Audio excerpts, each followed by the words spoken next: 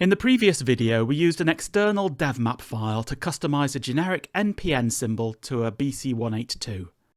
Devmaps are useful for parts reused a lot. For one-off mappings, it's easier to bypass devmap and fill in symbol attributes directly.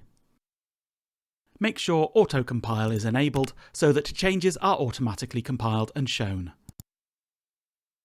Place a generic NPN symbol from the stock library.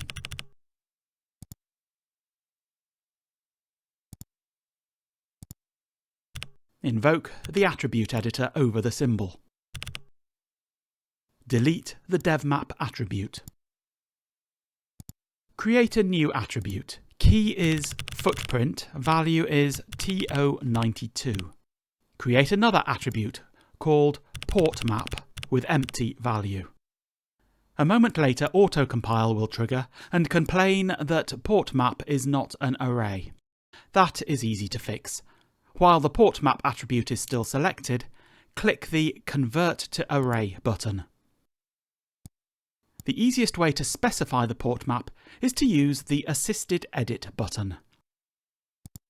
This pops up a portmap editor where we only need to fill in pairs of symbol terminal names and corresponding pin numbers.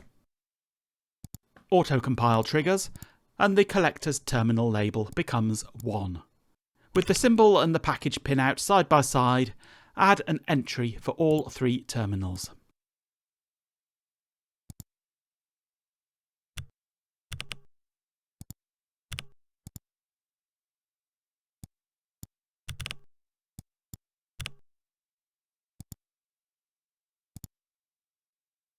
There is a leftover, a box printed above the symbol. This is used to show the devmap attribute. The easiest way to get rid of it is to simply delete the text object.